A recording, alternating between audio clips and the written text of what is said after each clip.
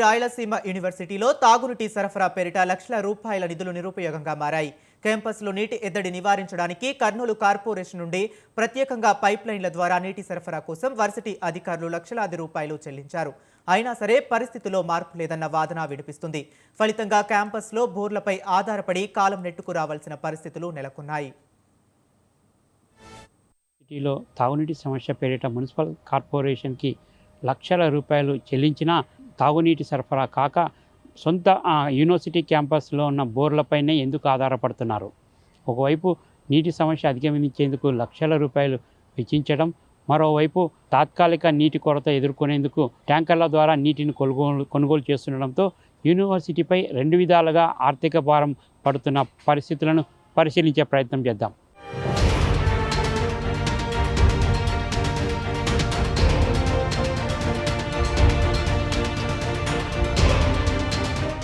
కర్నూలు జిల్లా చుట్టూ తుంగభద్ర, కృష్ణా నదులు ప్రవహిస్తున్న జిల్లాలో మాత్రం తాగునీటి ఇబ్బందులు తప్పటం లేదు.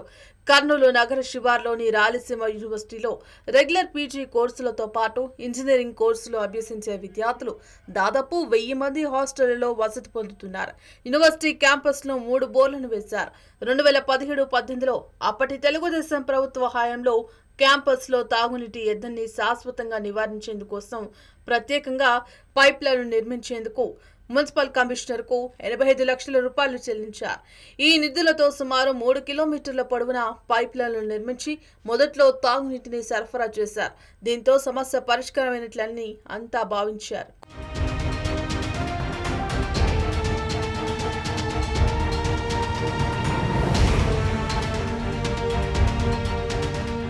కొద్ది నెలలు మాత్రమే తాగునీటి సరఫరా చేసిన మున్సిపల్ కార్పొరేషన్ అధికారులు ఏడాది గడిచిన తర్వాత యూనివర్సిటీకి నీటి సరఫరాను వివిధ కారణాలతో నిలిపివేశారు. క్యాంపస్లోని బోర్లలో నీటి నిల్వలు తగ్గిపోవడంతో హాస్టల్ విద్యార్థులను దృష్టిలో ఉంచుకున్న అప్పటి యూనివర్సిటీ అధికారులు ట్యాంకర్ల ద్వారా నీటిని కొనడం ప్రారంభించారు. ఫలితంగా యూనివర్సిటీ ఖజానాపై లక్షల రూపాయల అదనపు భారానికి దారితీశాయి.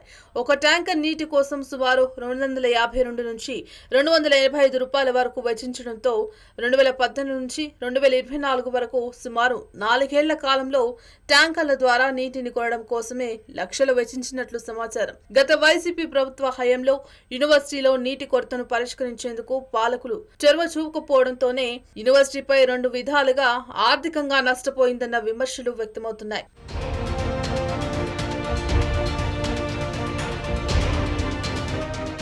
కూటమి ప్రభుత్వం అధికారంలోకి రాగానే యూనివర్సిటీలో పనిచేస్తున్న వైస్ ఛాన్సలర్లు రాజీనామాతో రాయలసీమ యూనివర్సిటీ వైస్ ఛాన్సలర్ గా ప్రొఫెసర్ ఎన్టీకే నాయక్ ను తాత్కాలిక వైస్ ఛాన్సలర్ గా ప్రభుత్వం నియమించింది.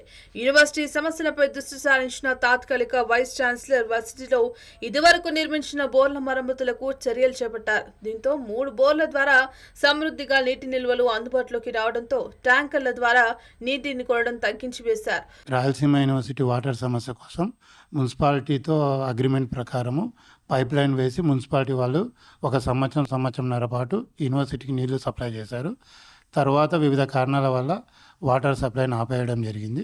2024 అక్టోబర్ నవంబర్లలో మున్సిపల్ కమిషనర్స్ని పర్సనల్గా కలిసి మేము మళ్ళీ వాటర్ సప్లైని పునరుద్ధరించాలని కోరితే దానికి రిప్రజెంటేషన్ కూడా ఇచ్చాము. మున్సిపల్ కమిషనర్ గారు కూడా పాజిటివ్గా రెస్పాండ్ అయ్యి వాళ్ళ కన్సర్న్ ఇంజనీరింగ్ సెక్షన్ని వర్క్ చూడమని చెప్పారు. డిసెంబర్ జనవరి మధ్యలో వాళ్ళు ట్రయల్ రన్ కోసము వాటర్ని పునరుద్ధరించడానికి ప్రయత్నించినప్పుడు పైప్ లైన్ డ్యామేజ్ కనిపించింది. ఈ pipe line damage under ground cable వల్ల జరిగింది కాబట్టి వాళ్ళతో కూడా మాట్లాడి వాళ్ళు పైప్ లైన్ని మేమే రిపేర్ చేపిస్తామని ఒప్పుకున్నారు. డ్యామేజెస్ అన్ని క్లియర్ చేపించి వాటర్ పునరుద్ధరించడానికి మా వంతు మేము ప్రయత్నిస్తున్నాము. 2018 నుంచి 2025 వరకు బోర్ల మరమ్మతులు చేపట్టి ఉంటే ట్రాక్టర్ల ద్వారా నీటి కొనుగోలు చేసే అవసరం యూనివర్సిటీకి ఉండేది కాదని, యూనివర్సిటీ నిధులు ఆదా అయ్యేవని పలువురు భావిస్తున్నారు. ప్రస్తుతం హాస్టల్లో ఉంటున్న విద్యార్థులకు 3 బోర్ల ద్వారా రోజువారీగా నీటి సరఫరా జరుగుతోంది. అయితే 2018 నుంచి ఇప్పుడు 2025 వరకు మున్సిపల్ కార్పొరేషన్ యూనివర్సిటీకి నీటి సరఫరా చేసేందుకు మాత్రం ముందుకు రాలేకపోతోంది. కర్నూలు మున్సిపల్ అధికారులు మంచినీటి పైప్లైన్ల నిర్మాణం చేపట్టి నీటి సరఫరా చేయకపోవటాన్ని పలువురు విద్యార్థి నేతలు తప్పుపడుతున్నారు.